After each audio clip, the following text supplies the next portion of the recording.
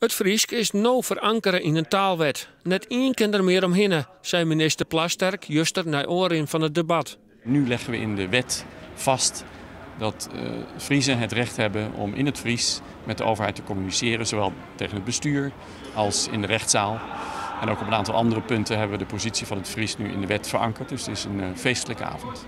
Over de positie van Omroep Friesland en de mogelijke bezuinigings op de regionale omroep waard veel discussieerd, maar er binnen geen besluiten om. Dat gebeurt over dik 3 weken in het mediadebat. Toch jouwt het debat van juster nevens de provincie hoop.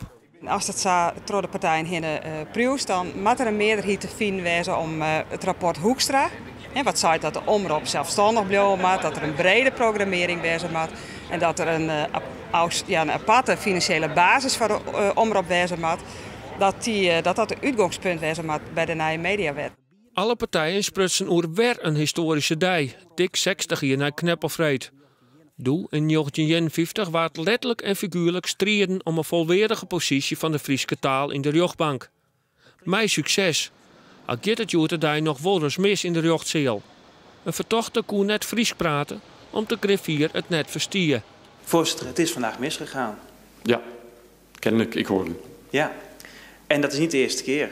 Voorzitter, als ik het goed begrijp, maar ik heb het alleen van de heer De Rauwe gehoord, is wat er vandaag is misgegaan, dat iemand niet de mogelijkheid heeft gehad om daar in het Fries te spreken.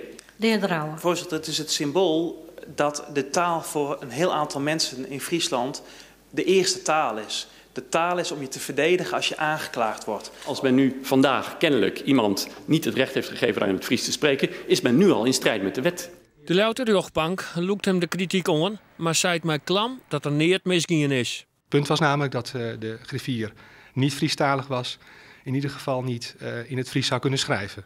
En dat mag ook wel, toch? Ja, dat moet wel kunnen. En dat was op te lossen geweest door kort de zitting te onderbreken.